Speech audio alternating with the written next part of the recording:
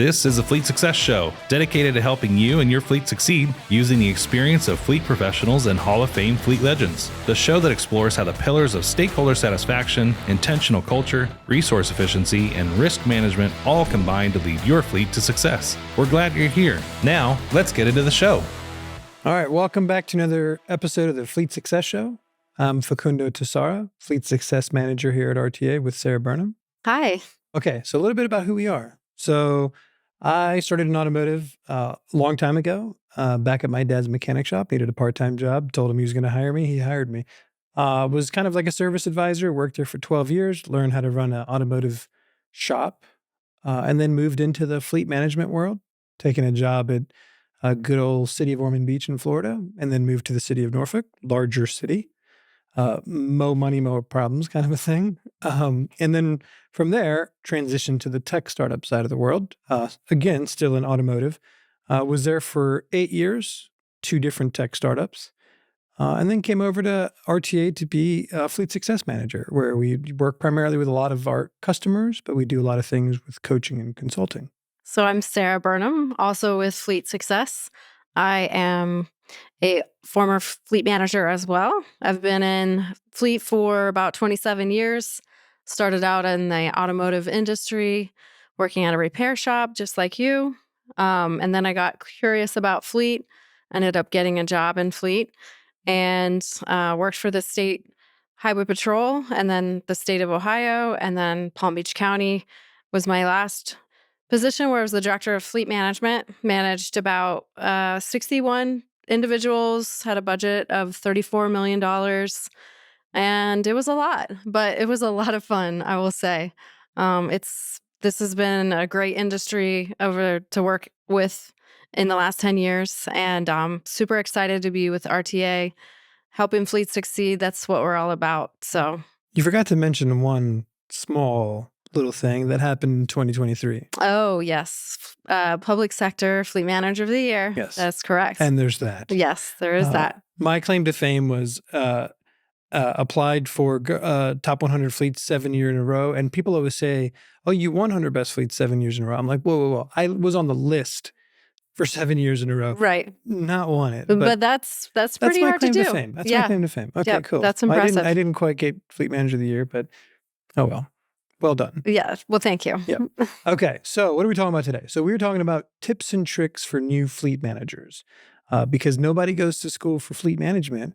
So what tips and tricks would we have for fleet managers in their first year?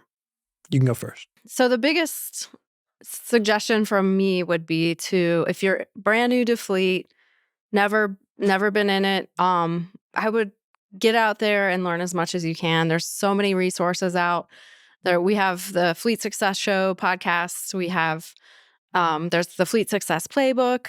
There's all kinds of other publications out there as well. A lot of them are free. I'm very supportive of NAFA. I'm currently on the board of directors. But they have so many opportunities for learning about fleet. It's such a collaborative industry, making connections. I've known you since I've been in Palm Beach County for 10 years. We met from going to events. We can call each other and be like, hey, what are you doing for this? And share ideas. So that's my biggest tip is get involved, learn as much as you can, use the resources that are out there, because there's a lot. That's so true, because for me, I was in fleet management for just under 8 years. And I always say this, and sometimes people give me a weird look, but I'll put we'll just call it 8 years, against anybody's career in fleet management, because of the fact that in those 8 years, I did exactly what you talked about. Was when I got into the industry, I immediately was, looking for publications or things to read, and really quickly found like NAFA, Government Fleet. And so read everything cover to cover. And what I learned in that time from those magazines and attending the trade shows was, I would live it and breathe it. I would go on trips and I would be reading the magazines, or I would, be at the beach reading a magazine. And for me, I learned so much in that time.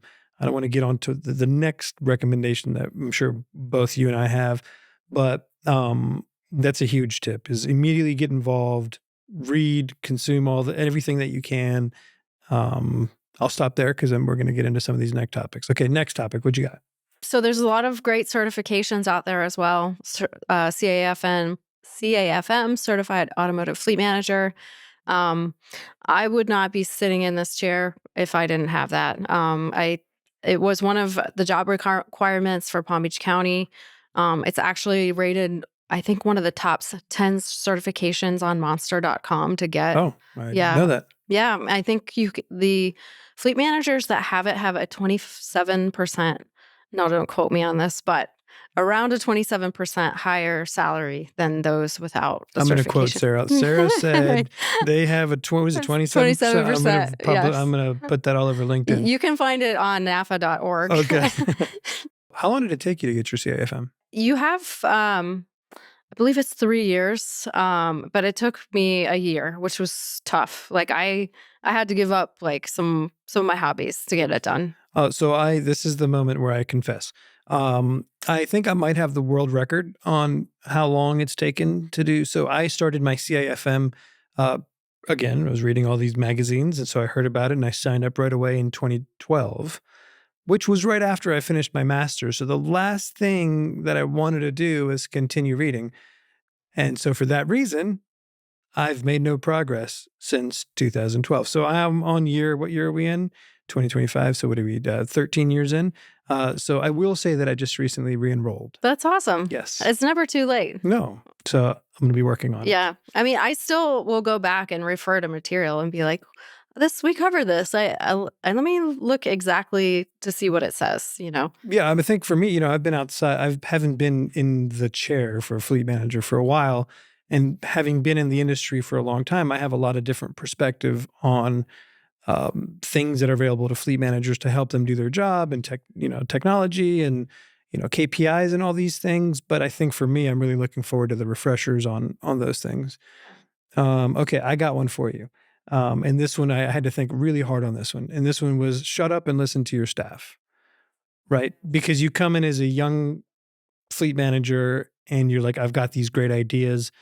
I'm going to make this change. And while it might sound like a good idea, or maybe it is a good idea, it just doesn't work for you. So I think that's a huge one.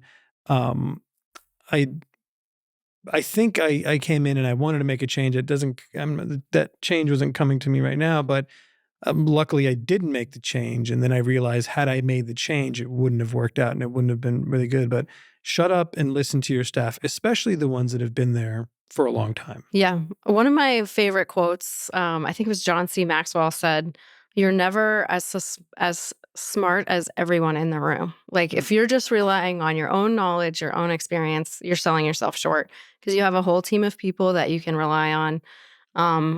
They're the ones that are likely, they have boots on the ground. So listen to them, get ideas. Some of the best ideas that we implemented, they didn't come from me. They came from our team. And so to piggyback off of what you said, so make sure that you have those meetings regularly established with your team. You have some kind of feedback loop system in place, like even RTA we have in our software. You can send people, you can send the surveys, not just to customers, but to your employees. And having that ability to get real, honest feedback is really cool. I remember my day one on the job in city of Ormond Beach. I'm kind of one of those people that if I'm not 5 minutes early, I'm late.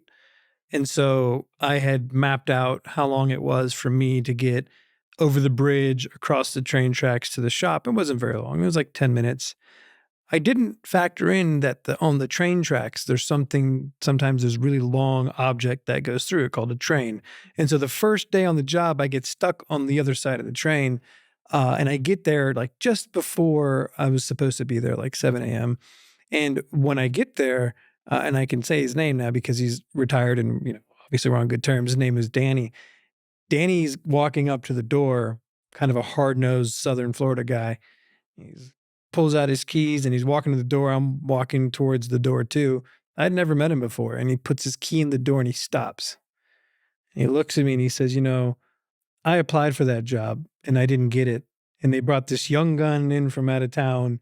So you're going to have to prove to me why you got this job. Clear as day. I can remember that. And I was like, Oh, well, I could have said so many things to him, like, whatever. But my thought was, give me some time and I'll prove it. So, he had a lot of knowledge and he knew a lot of things. He knew where all the bodies were buried there, and luckily, I listened, a lot to what he thought and his opinions. Some of them were a little dated, but that was fine. And then one day when he was leaving, several months later, he would leave about half an hour before I left for the day. He kind of walks out and I could see through my window. He stops, comes back in, peeks his head in my door, and he's like, "Hey, you know what? I just wanted to tell you after about, several years that I've been here, I'm finally enjoying coming back to work." I never asked him why. So I'll kind of just chalk it up to, listening and valuing his opinion. That's awesome. And that leads me to a point I was going to talk about is when you come in, especially if you're a new fleet manager. So when you have a new boss, there's some anxiety that comes along with that. Yeah. And when you're making so new bosses mean change, which causes anxiety. Nobody knows like what exactly changes are going to be made. So my suggestion is don't come in and change everything at once. Be strategic. Find out what your top changes need to be. Some changes are long term. Some are short little wins. If you listened to me earlier and you met with your team, find some small things that they would like to see. Change and make those things. That's really going to help you build trust with your team as well. But yeah, don't do everything at Yeah, once. and especially if I think one of the things, like if you're willing to risk your reputation for one of their ideas, they're willing to be like, oh, they're willing to listen and trust what I'm doing and risk their, reputation for whatever it might be. Okay, so I got another one which tacks on to one that you had a little bit earlier, which was you kind of talked about it, which is grow your network. Right. So one of the things that I say now still to everybody I meet in fleet management is, after you connect with them and like, hey, whether you're an RTA customer or not, I don't care. I'll be a resource to you. And if you have any questions, let me know. I'll help you try to solve them. But, and usually what I tell them is, look, I can likely solve your problem. And I don't mean that, oh, I'm some super smart guy. The reason I say that is because of my network. Because if I don't have the solution, I'm 99.999% certain that there's somebody on my network that's come across that issue that has a solution.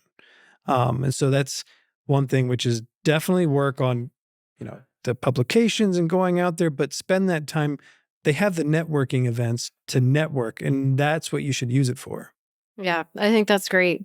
That kind of ties into one of the things I was going to suggest is involving the stakeholders in your changes that you're making. So if say you're implementing telematics, get the drivers in on the process early because, when people hear telematics, they don't like the idea of being watched. But when you can get them in early, they can learn what good things the telematics can bring them and how it can actually help them. That's key. Or there's so many other, or for example, if you're looking at a new fleet information system, get the techs in, get your team involved in the decision because it helps them kind of get a better understanding of how that change is going to affect them.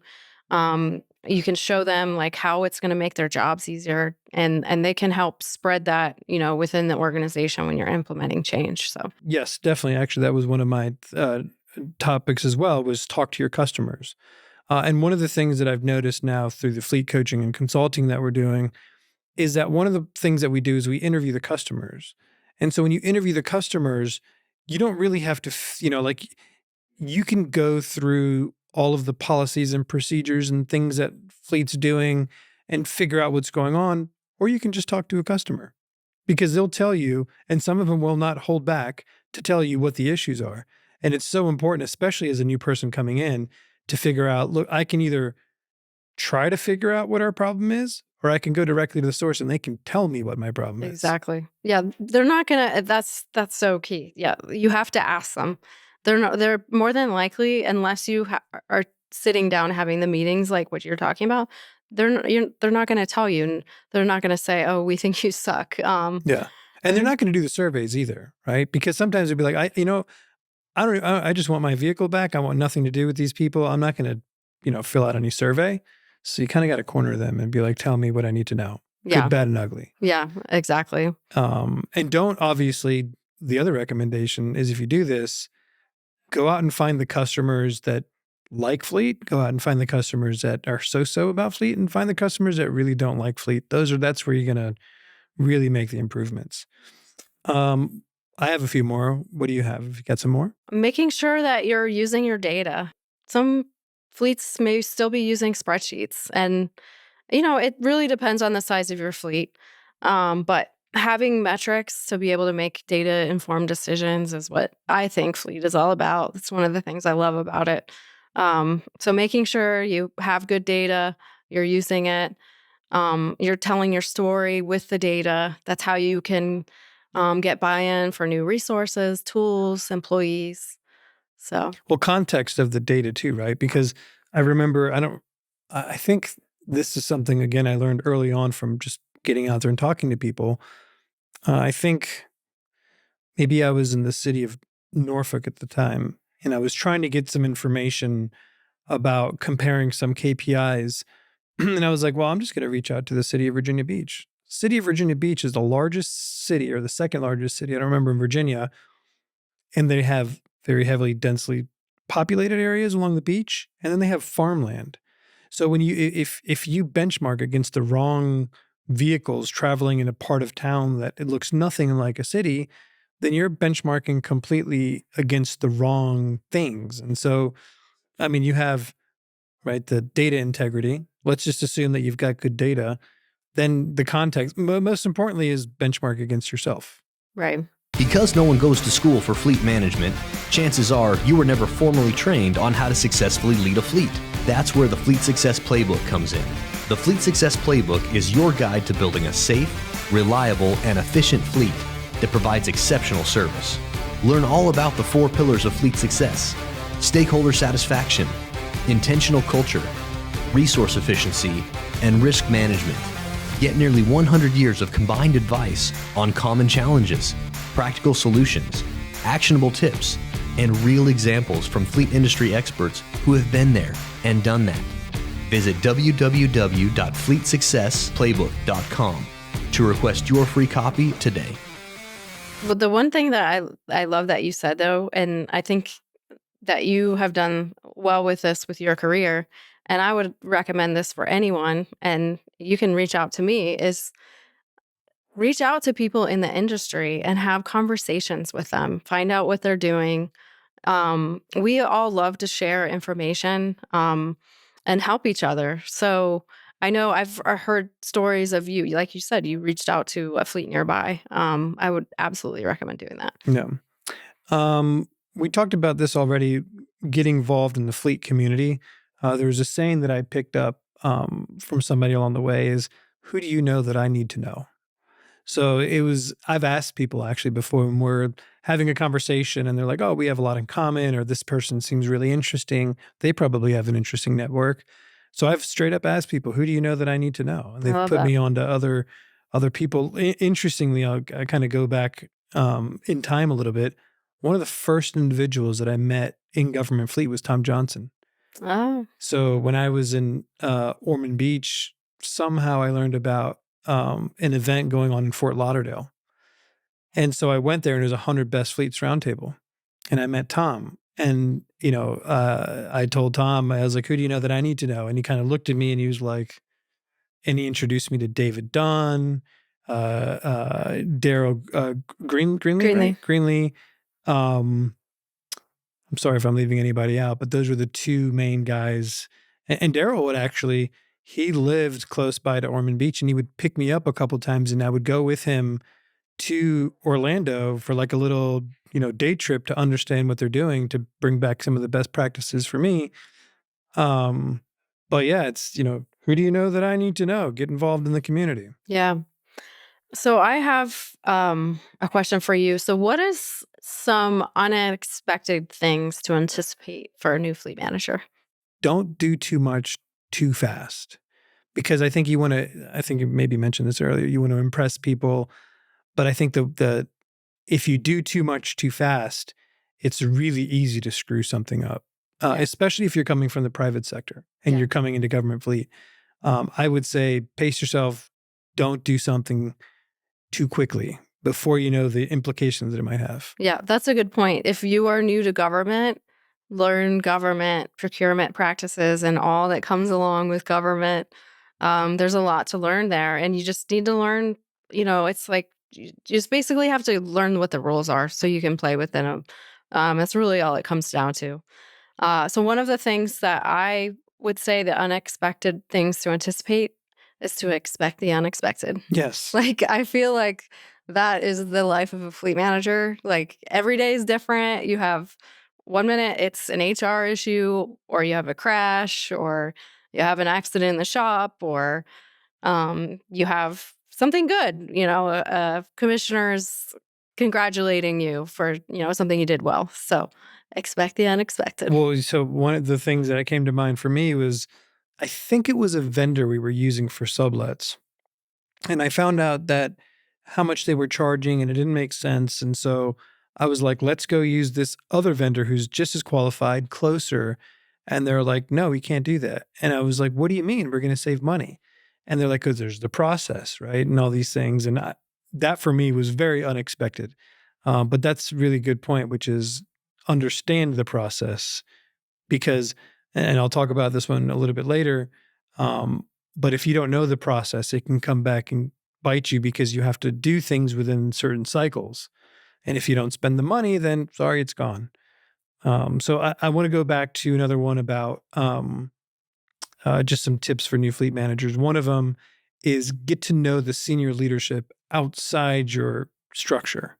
So like for me, both of the organizations I was in was within the, what I call it, general services. I think it was general services. I wanted to meet, who the head of, public works was and who the deputy city manager was that wasn't over my department. Because there are times where you need to ask favors or whisper ideas into somebody's ears that all of a sudden it's their idea from the deputy city manager, but it was actually yours. And so it was coming from the top down. And there's good reasons why. I learned that some of the senior leadership in some of the organizations I was in had tried things in the past and they didn't work. So they were scared to try things.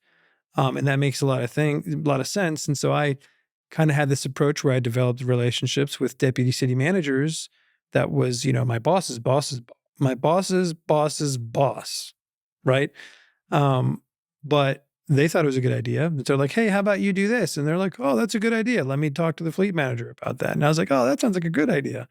So it's important to know people outside of the structure, because you never know who's getting promoted or who has a good relationship with who, which actually leads me to another question. Who would you recommend that you need to have good relationships with within your organization outside of your immediate fleet management structure or the department you fall in? So number one probably would be, for me, procurement. Yep. Like, you need to be buying them chocolates or donuts, Coffee, or whatever it takes. whatever they want. Yep. Because Beth, yes, remember, hey Beth, yeah, yes, because they, can be your biggest ally. Government procurement is very challenging, so you need to have a good relationship with them. for sure. Yep. Yeah, I found out very early on that the head of my purchasing department, she really liked coffee, and it worked out so well because there was a Starbucks right underneath her office. So I'd be like, hey, what are you doing? Let's go get some coffee. She'd be like, okay, cool. I love that. She became my friend. Nice. Yeah. Love it. Okay, so connecting with those folks. So one thing I always talk about is knowing your elevator pitch. So what is an elevator pitch? Literally, you have 60 seconds to talk about what you do, what you're working on, some of the things that are important, how you're doing, those kinds of things. So some of the things within the elevator pitch are like knowing some KPIs, knowing basic things about your fleet, like how many vehicles do you have? It's a lot different if you say, oh, well, we have 2,058 vehicles, or about 2,058. And they might be like, well, what do you mean about? Well, it depends on the procurement. But if what's being purchased and what's being sold. It's a lot different if you're like, oh, well, we've got something like 2,000 to 2,500. If you say that to somebody who's thinking about the numbers, they're going to be like, whoa, well, what is it? Because that's a huge difference. So knowing those things, like the number of employees you have, maybe how many people you need, how much fuel do you consume, know things like, for example, if you work in an organization that there's a lot of sustainability goals, and you're doing that too. You could say, oh, hey, we've purchased 11 hybrids and 5 EVs this year, making our goal, making our X% of the way towards our goal of whatever it is. Those kinds of things matter. And that can be done literally in an elevator pitch or walking somewhere with somebody when you briefly run into them. Yeah.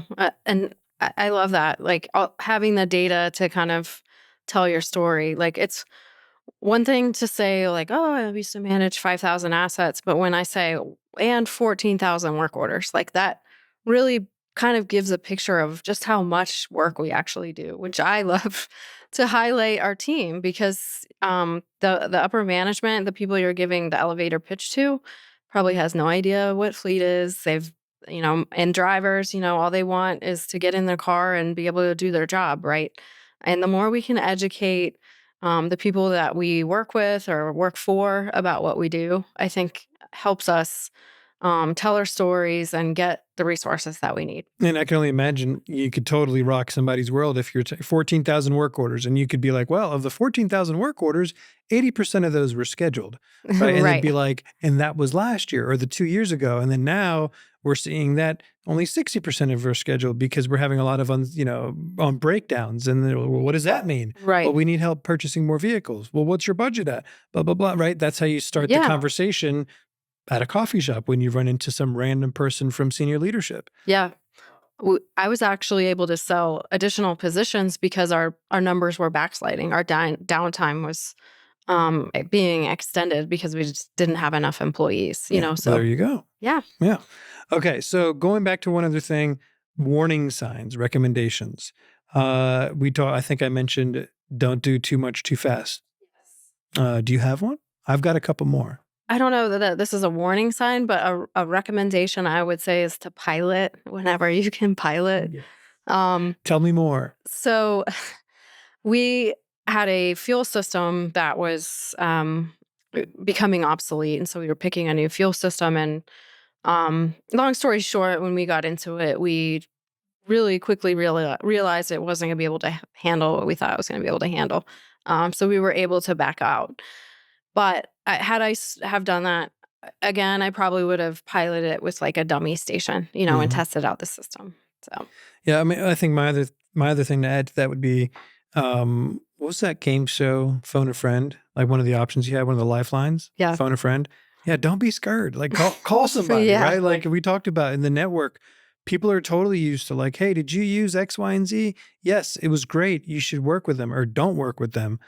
For whatever the reasons might be. I mean, I've heard of stories of companies that were really good companies and something changed and then they were, not so great for, and there's a lot of reasons why. But just, don't be afraid to phone a friend and hey, and maybe, of course, just like if you were to call me and like, hey, you know what? I've got no idea how this fuel system works, but why don't you call John over at wherever, they have that system. I probably can make that connection just like you could or other people that people would call in the industry. Okay. So what other pitfalls would you recommend to folks to just watch out for? Just paying attention to the data. Like I mentioned earlier, that's what it's there for, is to spot those trends, making sure you're trending upwards. If you're seeing something fall behind, like why is it falling behind? And is it a parts issue? Is it training? And just making sure that you're dialed in, because the worst thing that can happen is that someone else tells you that you're having an issue and you have no idea. So yeah, if I knew what this little mixer over here does, there's a button that I don't want to mess with, but it does a little drum roll, which I would hit before I would say this next thing. So let's just pretend there's a drum roll, and it would be watch out for the snake oil salesman. Oh my gosh, yes. Right, because they, God bless them, they, maybe they believe it, maybe they've had success. I've had certain folks approach me for different things and it doesn't work there's so many different reasons why, right? Maybe they'll try to sell you something that works in a particular application, and maybe it worked, and they overpromise it and say it can work in a different application, and it totally doesn't work, or whatever the case might be. But we've all come across them. I would probably go as far as say that we've all fallen for them. But so have you come across that? Like, Oh, yeah. So Yes. I've come across some very aggressive snake oil salesmen. But luckily we had a policy that if it wasn't factory approved, then we weren't adopting it. Because you don't want to mess with a vehicle's warranty. Um, and also too, like there's when people are promising like reductions and say fuel savings or whatever, there's going to be some level of reduction just from testing the product, and who knows how accurate that is. Right. So if it's like 6%, that's kind of questionable. And then that's when the piloting comes into play. Pilot. yeah, If you think it might work, pilot it. I had a very fortunate experience where the snake oil salesman was actually friends with a commissioner. So after I told him no several times, he went to the commissioner, and then the commissioner emailed me. And I kind of had the same approach you did, was that I basically, let me see how I can say that. So I basically said to him is that if these claims were true about this type of oil, engine oil, there's no reason that this company would still be operating and hasn't already been purchased by like Mobile One or some other massive company. Think about that. And he was like, and I said, I'm simply not willing to test these on the application that he wants, which is police. I'm not willing to do it. If you're willing to do it, I'll do it. But I'm going to make it very clear where it came from. And so he was like, yeah, no. So That's a good was one. One very interesting situation that I got into very early on in my career. Yeah. Okay. So a couple last things. If you could do something differently your first year, if you could go back in time and talk to Sara in her first year of fleet management, what would you tell her? I would go for the 100 best way earlier than I did. So it wasn't until my 5th year that I was the director that I actually applied. And there was several reasons. One, fear of failure. Yeah. What if I don't place? The most common one I hear. Yeah.